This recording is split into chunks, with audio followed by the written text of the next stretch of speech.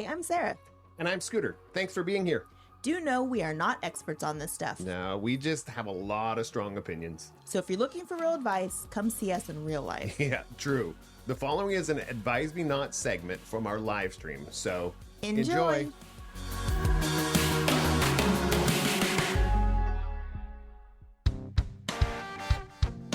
Advise me not. Sarah came up with the title 2 hours I did. before we started, and all I can think about is Nickelback. So it is called Are We Having Fun Yet? Are we having fun yet? Spot on. I mean, Well, I didn't want to if I sang it perfectly, Yeah. then we get right. demonetized because Yeah. we make, $100 million a week Yeah. on this we lose podcast. all that funding. So we don't want to. So I was listening to a podcast. Obviously, it's a UK one because you said it. It's that not. way. Actually, Wow. Actually, the funny thing is, it was The Daily Show, Ears Edition. And they had these two authors on there. And I think I've brought up one of the authors before because they had a book about the anxious generation. Yes. Yes. I do remember this. So this author partnered with another author, and they wrote a book called The Amazing Generation, Your Guide to Fun and Freedom. So the reason... Sounds dumb. Sounds like Dianetics. It's not. So the book that they wrote was actually for kids 9 to 12. And it has like... Boring. Whatever. But it has like comics within the book. And it just has kids think about... And I think it feeds off this ego thing of being a rebel enough of big corporations to be like, I don't need phones. I don't need social media.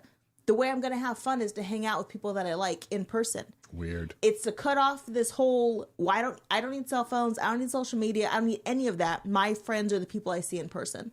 And that's the whole point of the book.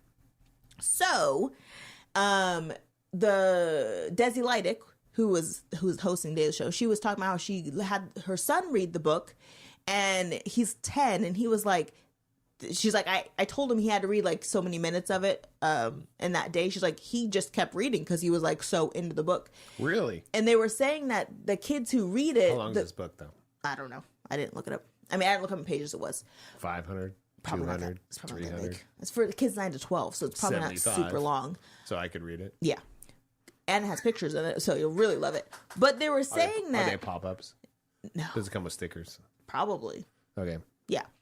The thing that that drew the kids a lot to the concept, which I feel like is generational, is the feeling that you're a rebel against what's going on. So it's like being the rebel against the corporations and being a rebel against the thing that is in right now and doing something different. That's what everybody wants to be, though. Right. But what it made me think of is that even as adults, we also should be like, are we going out and having fun? Mm-hmm. Not just are we watching people's videos about them having fun, because a lot of people's videos of having fun is doctored. You know what I mean? It's not even like real fun. Oh, yeah. They have like 5 seconds of the thing they're enjoying, and then everything else is crap. No. So it's like, are you actually going out and are you making your own fun? Which is, and our saying a lot of times is to show up in real life. But as an adult, do we find it harder to do that thing? Even though we're telling our kids to go out and do that thing. I think as a kid, it's harder.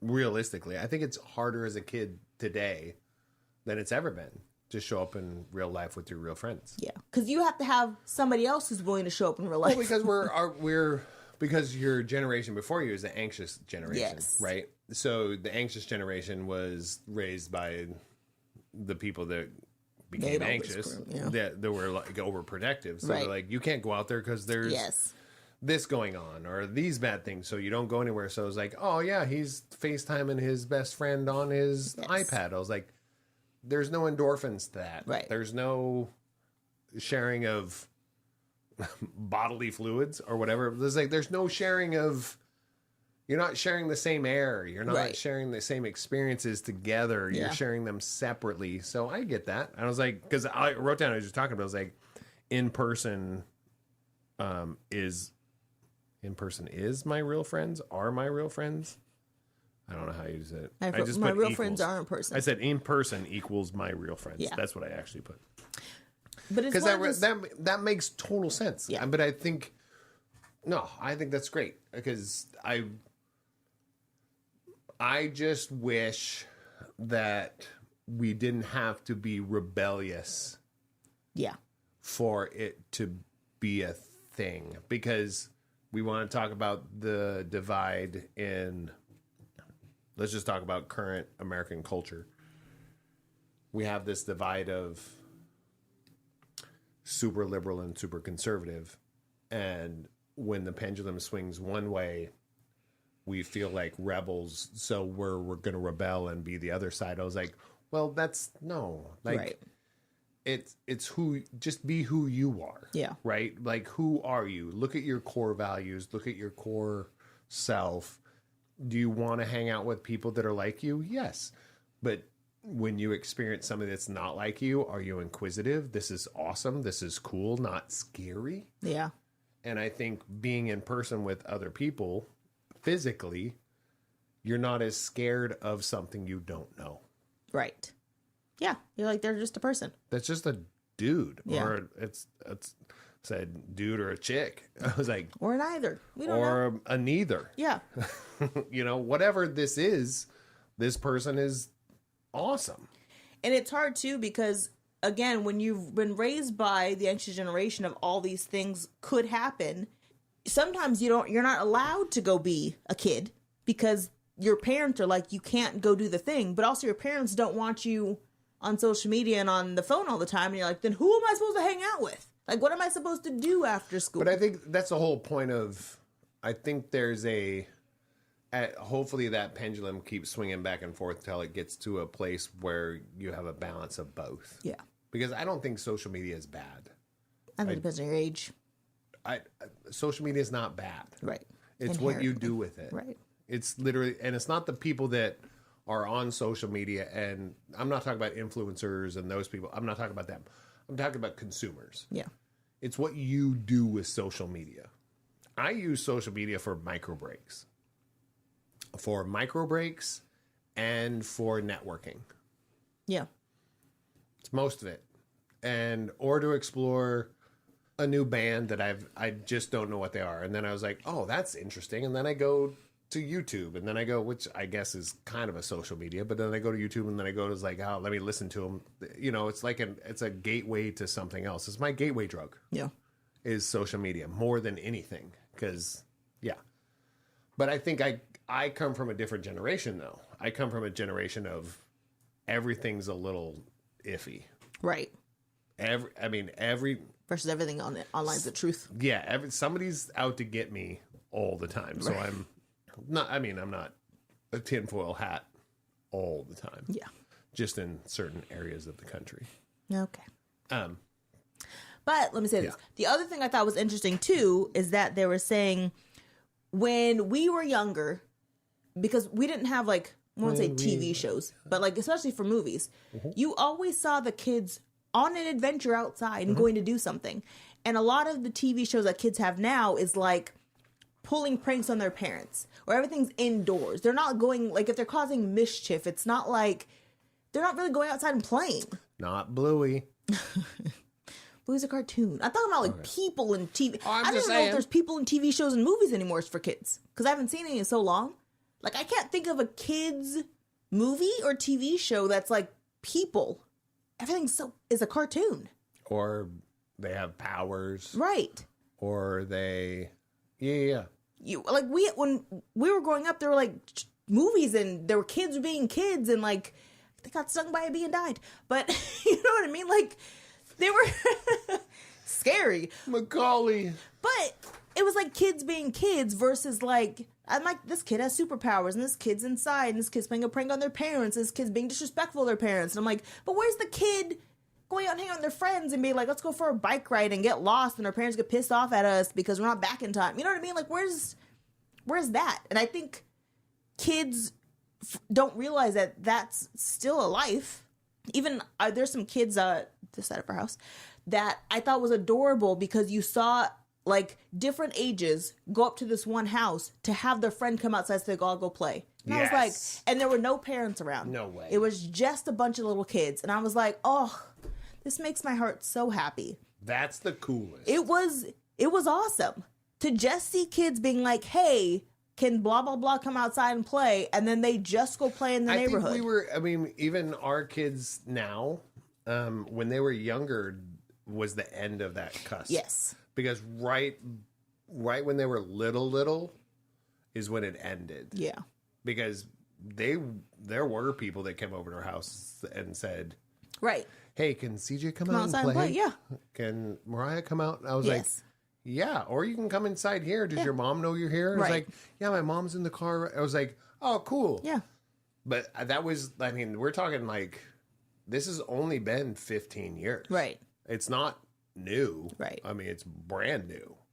Yeah. You know, it's like this whole thing. So being rebellious about it is, but who's being rebellious about it? You said 9 to 12. Right. Which is wild to me. So the funny thing is because we have a lot of 9 to 12-year-old nieces and nephews. So I'm like, that's wild. Okay, so this is going to sound terrible. But I feel like my siblings are old parents compared to most people who have a 9 or 10-year-old. They're not as old as my siblings are. Most of my siblings they're 9 or 12-year-olds. My siblings are pretty old in comparison to other people's 9 or 12-year-olds. We did the opposite. We had kids.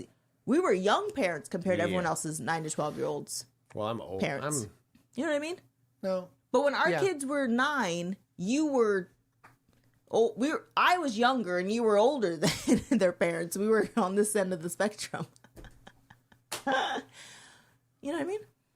But that's who the book's written for. And I think it's when kids have that realization of whoever they want to be a rebel against, whether it's their parents or if they have that like Mara would be the kid who's like, I want to be against, not my parents so much, but against like big media. And I don't want to do this because that's how her brain thinks. You know what I mean? And there's other kids who are just like, yeah, my parents want me to go outside. Forget my parents. I'm going to go outside and play. So whoever they're a rebel against, right? As long as they're feeling that like, I don't need social media. I don't need to be online. I don't need this thing to be a kid because I feel like there's a whole bunch of kids who lost being a kid. One, because they were raised by anxious parents who didn't let them go do things that were kid-like. And two, because there was so much technology around them that, again, stopped letting them be a kid to just go do the things that kids do. Because there's... I know. Sorry. I was going to say, because could you imagine how scared you'd be if everything you did as a kid was recorded? Like, everything you did ended up on social media. You'd never have a job. I know you. You'd never have gotten a job anywhere. There's Scooter again, getting arrested because he's got drugs on him. Could you imagine? I never got arrested for drugs. What's a minor in possession? It was alcohol. Okay.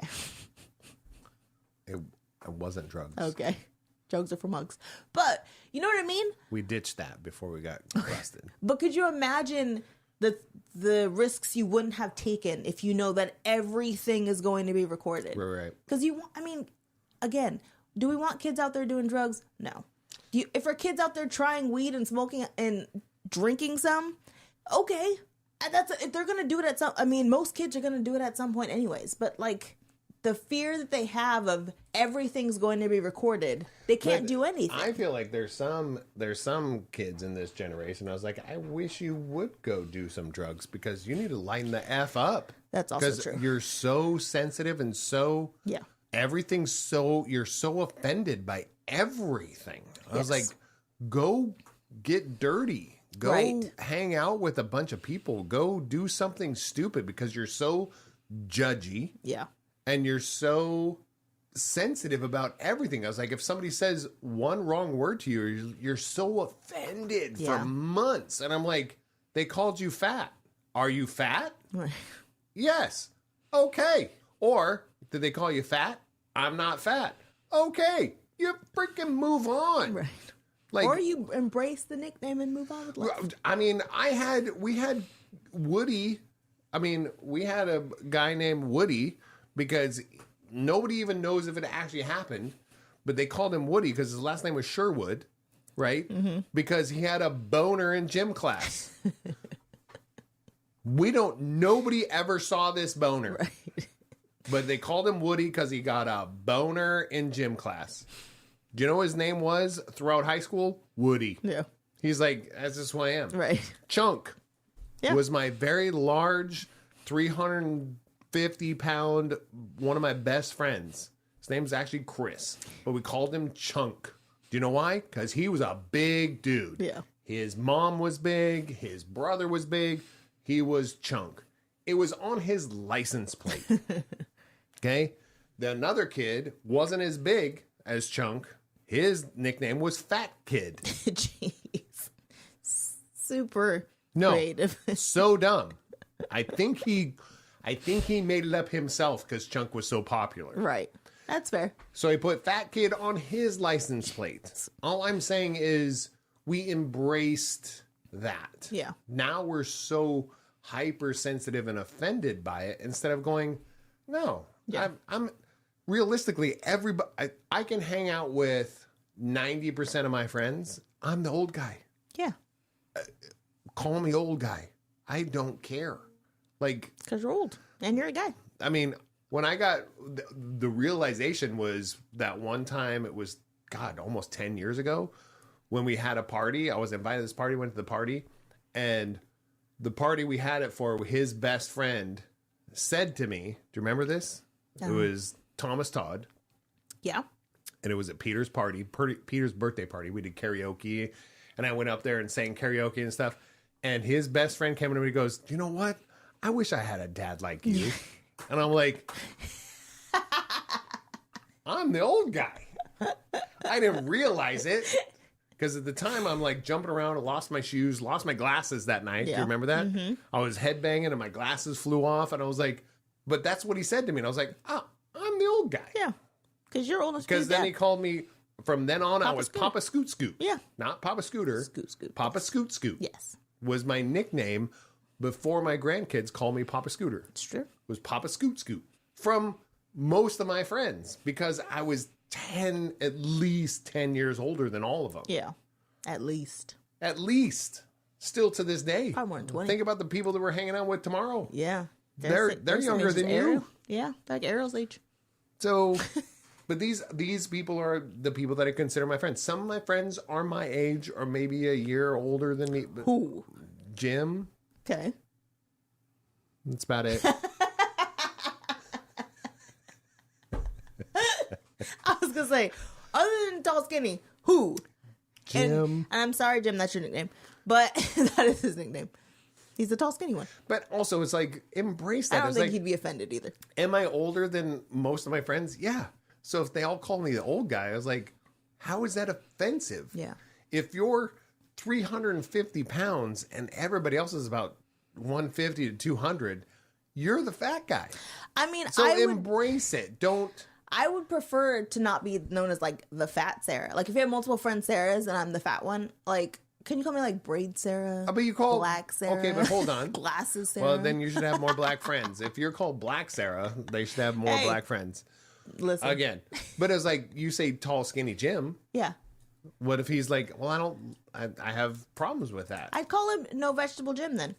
Okay, maybe he has problems with that too. But that describes him. Okay, but again, So you're saying I'm fat? is he tall? Is he skinny? Yes. Does he not eat vegetables? Correct. These are all real things. I guess I would, again, if some of you were You're really not offended, 300 pounds. I'd call him Actor Jim. Does that make sense? Yeah. You're not 300 pounds hanging out with people that are 120 pounds. That would be insane for them not to say Big Sarah. Yeah. If 90% of your friends are 120 pounds and you're 300, if they didn't call you Big Sarah, that'd be wild. I think it's In my generation, that'd be wild. because culturally it'd be like Big Mama. And people didn't get offended because you didn't call her Big Mama because she was tall. No. Big Mama was because she was big. She's a big mama. Yeah. I mean, well, I think we need to embrace what we have Yeah. and what we are instead of being offended by people just accepting who you are.